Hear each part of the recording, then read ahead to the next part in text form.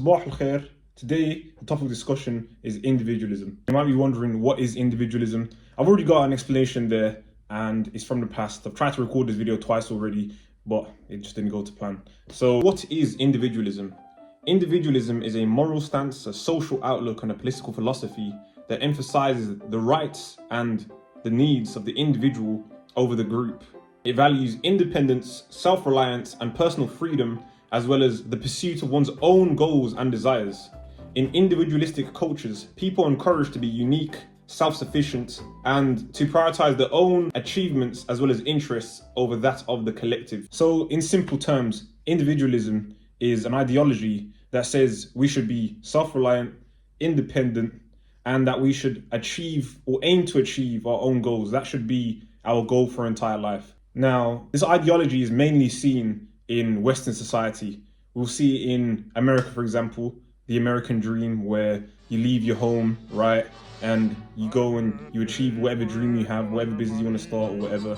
And you then build your own family, right? Your own nuclear family. And now you've got some kids and a wife, your own house, right? That's like the goal. You see, the American dream is an idea that you leave the home and then you go off, right? The bird leaves the nest and it, I don't know, spreads its wings, whatever you want to call it, right? And you go off and you achieve your own dreams and whatnot. But at the same time, that A, puts a pressure on you, and B, is quite unrealistic. And I don't want to say unrealistic in terms that people are not able to achieve their dreams. It's why is whatever your dream is your dream? And what I mean by that is that we're seeing a lot of children and adolescents aspiring to be YouTubers, streamers, footballers, etc. But why is it that they want these roles? Do they truly want to become streamers, or do they want the money? Do they really want to be footballers out of their love for football, or is it the fame? We should base our dreams off of what we want to see in this world. If you're an ethnic minority and you weren't taught by any teachers that looked like you and knew what it was like to come from your same circumstances, if you were raised around undiagnosed mental health disorders due to stigma and want to help dismantle this issue within your community, if you grew up watching politicians make terrible decisions that impacted you negatively, if you feel like your local MPs weren't doing enough, if you're fascinated by nature and hate how it's being destroyed by improper waste management and capitalist greed, why not follow that passion and become the change you wished was present?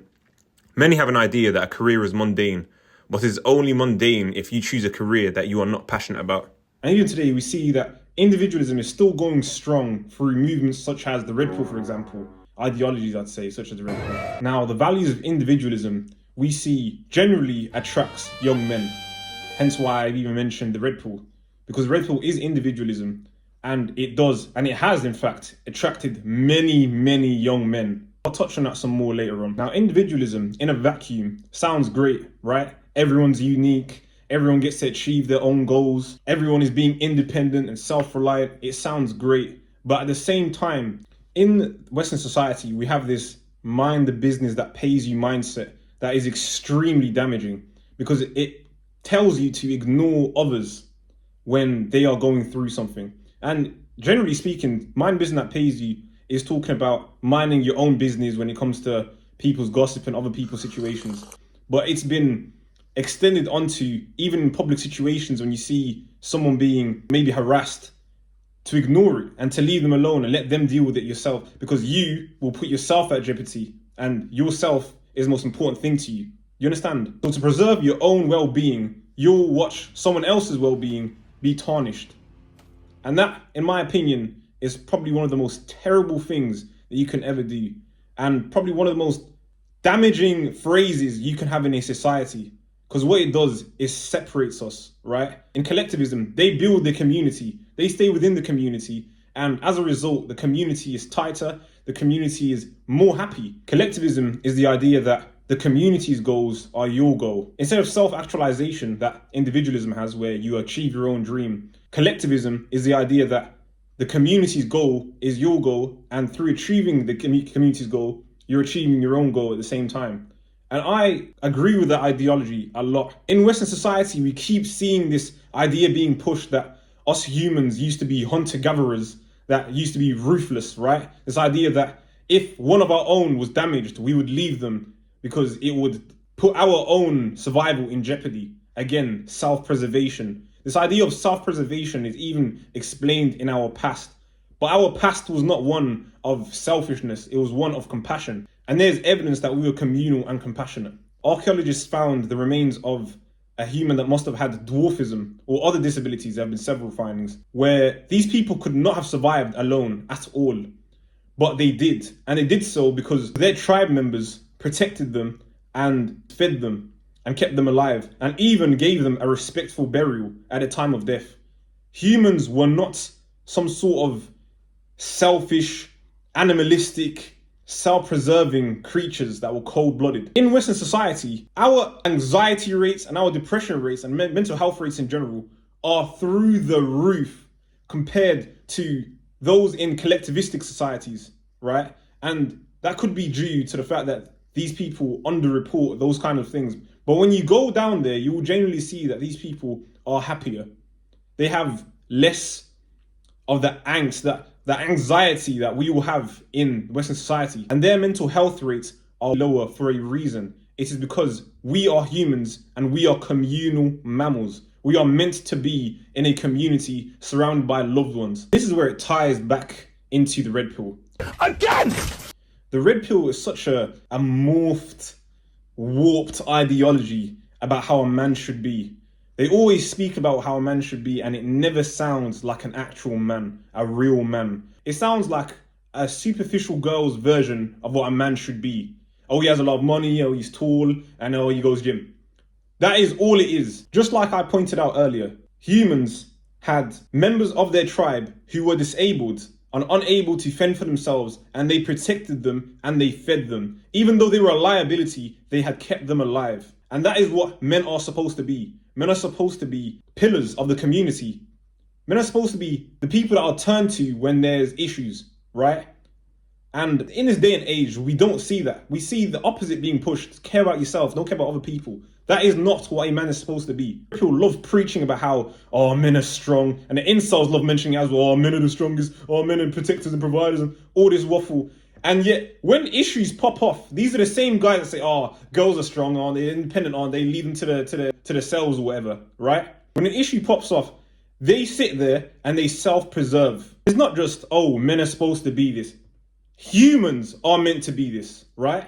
Humans are meant to be communal. Humans are meant to care when another human is in distress. That is how we are hardwired, right? That is how we've survived up until this point where we are now global. Because we were so compassionate to each other and kept each other alive and worked and coordinated together. That is why now, in societies that preach individualism and that value individualism, right, and run on individualism, we see depression rates are extremely high because humans are not doing what they're meant to do. They are not communicating. They are not being a community. They are not congregating and being part of something. That is what I realized as well when I was in university by myself and wondering why I feel so low. But then when I'm speaking to my friends or when I go back home, I feel fine. And I feel fine because I'm around people that I love, right? I'm around friends. I'm not making this point specifically just for mental health. I am making this point as well because this mind the business that pays you mindset, right, is extremely damaging when it now comes to social situations such as watching a girl get harassed on the subway, for example. Seeing a man try to square up to some girl or attack a girl. I am the last person you want to die! Believe me!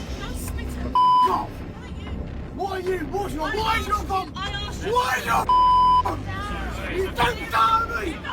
You don't know what I want with your... Why did you have a go at me? According to the filmer, the man bumped into the woman and didn't bother to acknowledge or apologise to her. She then said, "Excuse me," and indicated what he had just done. Why did you have a go at me?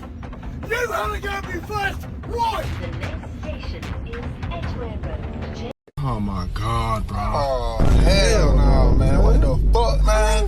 Get your ass on, boy. She had a go at me first. And I am asking you not to have me before I mention. So shut up! Shut up! Shut up, you stupid woman! Shut up! No, you shut your mouth! Right? Or a man harass a girl or sexual violence on the subway. and men are doing nothing. They are just watching, right? Imagine how damaging that is to society when now sexual offenders feel like people will not step in. People mind their own business. People will be on their phones. They won't care. They will self-preserve. Now they feel like, yes, I can prey on people. I can go out and do these things because who's going to stop me? The community's not going to stop me. There is no community. People are fine with ignoring people being harassed, right? Or girls being harassed or attacked on the subway. This is just an example, right? I'll keep using. But when it happens to them now, it's all about where's the justice? Why? Oh, what happened to men? Why isn't this happening anymore? Why do we live in a world where this is possible? Because of you. You, when you ignore other people's plights, are allowing these same offenders to perceive the fact that the community doesn't care. People don't care. I can go and harass this girl and people won't care. I can go and threaten this girl, people won't care. I can go and assault this girl and people won't care. If you want this to not happen to your loved ones, you don't want your sister to come back and tell you it's happened to her. You don't want your cousin, your mom, or anyone else to tell you about some terrible stuff that's happened to her and no one helped. Then you be the change. You show people that this is not going to run in your community. This isn't just limited to sexual violence. This isn't just limited to harassment. This applies to even corporations. They're allowed to just treat their workers whatever way, right? They can pay their workers whatever shitty wage for whatever manual labor they're doing, whatever labor they're doing, right? And they can let off their workers whenever they want, right? What precedent does that set now? As a worker, when your friend's just been released or someone that you know, work colleague, has just released for no reason, right? What precedent does that set for you? That tells you that you can be released whenever. You are expendable. So even when that happens, you need to make noise. All these injustices will keep prevailing. That's why it's always important that when you see an injustice, you make noise and you do not keep quiet, right? Because if you do keep quiet, what, you're just giving consent now. You haven't said anything. They're going to do it again then, right?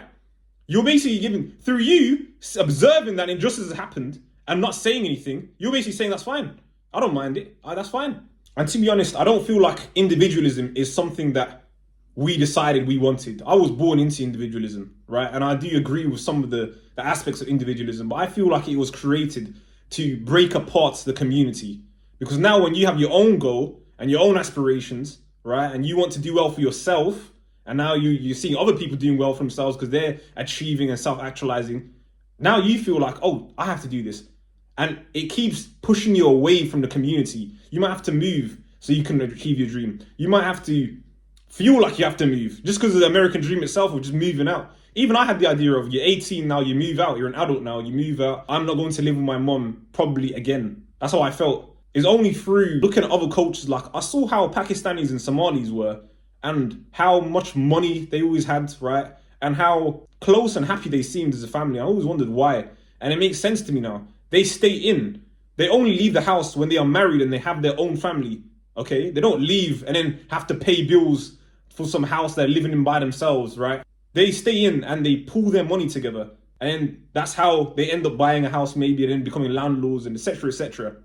So even financially, it's better for you to be part of your community. And I just want to end it off with something about men. Men are at the apex of society.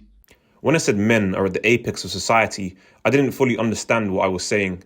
I meant that humans are currently the apex predators, and because men are physically stronger than women, then they are at the apex of that apex when it comes to their potential for predation, as men have the most capacity for violence in society. I understand now that the phrase men are at the apex of society means that men occupy the highest positions of power, influence and status, which is not what I was trying to say at all. Right, not just society, but the world in general, right? Yes, humans are at the apex right now, but men are at the apex of the apex because men are capable of preying on women, right? As well as children probably, but you know what I mean? Preying on women. You understand? As men and as people who are at the apex, right? We are meant to be the maintainers of our community and the helpers of our community. The elderly, children, women, they should all feel comfortable to come to a man for help and aid. We should be the ones sorting out our own community. We should not be the issues within our community. We should not be the people harassing. We should not be the people assaulting. We should not be the people doing any of that bullshit. Incels love. They just love talking about, oh, men are so strong, men are the strongest. You're so strong, go help your community then. You're so strong. When you're on the subway and some guy is ranting and raving at some fucking girl or some elderly person, go and step in then. It's that simple. That's what a strong man is. You're saying you're strong, oh, I can lift, but that doesn't mean anything. I disagree totally with this individualistic idea that the red pill has with a man is some guy that has loads of money and he fucks bare girl and goes gym. That's all bullshit to me. That's not what a man is. That sounds like a complete dickhead to me, right? Because what does that have to do with your character? Some of these red people love to mention the Bible, all these different religions. Religion does not suggest that's what a man is. Religion always suggests that a man is someone who is using his strength as the most powerful person about to help others, to help society run smoothly. A man's strength is to help those that are weaker than them. And the red pill never mentions that. All they mention is, oh, you need to have this amount of money and you have to be going to the gym. That is not what a man is. That just sounds like a dickhead who has a good paying job and goes to the gym. Yes, as men, we are the strongest. With that strength comes the responsibility to use that strength for the right things, for the right causes. It's not to use that strength on the subway, shouting at some girl or shouting at some kid or shouting at some old man or pushing people. Any of that useless stuff. It's to help people. So to recap, as humans, we are communal. We are meant to be in a community, surrounded by people, right? From my experience living in Rome, for example, in England, right? Community is not really there. Especially in the area I live in, there is no community really. There's barely any actual strong communities in Birmingham. And when you do see them, it's from people that are Pakistani. That's what you'll see. People all the way from those collectivistic societies that I was speaking about before. Depression or mental health and anxiety and all these things occur as a byproduct of being by yourself, of being out of your element. A human's element is in a community. When you are, for example, in university and you're in some unfamiliar place and you have no friends and you don't know the people that are there and you don't have the people, your circle, right? Then that is when you'll start feeling this anxiety and feeling this mental health, right? Whenever you hear people speaking about how they're depressed and they have mental health issues, anxiety, and they really hate life right now, one thing you will always hear is, I have no friends and I have no romantic partner.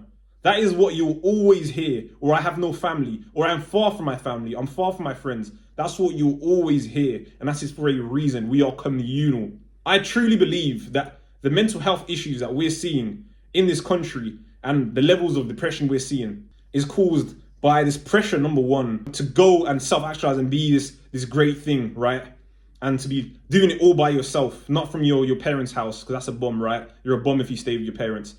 Going and living by yourself and doing it all and achieving these dreams. Another thing that you'll notice is that areas with a good community, a strong community, does not have people running around doing the bullshit you see in areas with no community. Seeing people behave belligerently because no one's going to stop them, right? For example, in New York, when you see their subway videos, it's always something crazy and mad and disrespectful. It's because they don't have a community like that. All you see is a train full of people that are just trying to get to their location. No sense of, this is my city and this is the subway I always use, so I won't allow this person to come and behave like this and harass people or assault people, etc. Because of individualism, the community is less safe and the people are more anxious and depressed. And that's why I want to push others or anyone that's listening to this to be more involved in their community. Even when it comes to you're seeing someone doing something wrong, step in. It's that simple, right? And not just that, try to actively be part of your community in any way, shape or form. Try to have positive interactions with other people because that will affect the community. People will feel like, yeah, this is where I live and I do like where I live. Like I said, men, do better. Get more involved and use your strength to be a pillar of the community. The last thing I'll say is that in a funny twist, self-preservation will only lead to your own demise. Because when you allow injustices to happen due to your own instinct to self-preserve, you are essentially consenting for that same thing to then happen to you. That is all I have to say. That's it.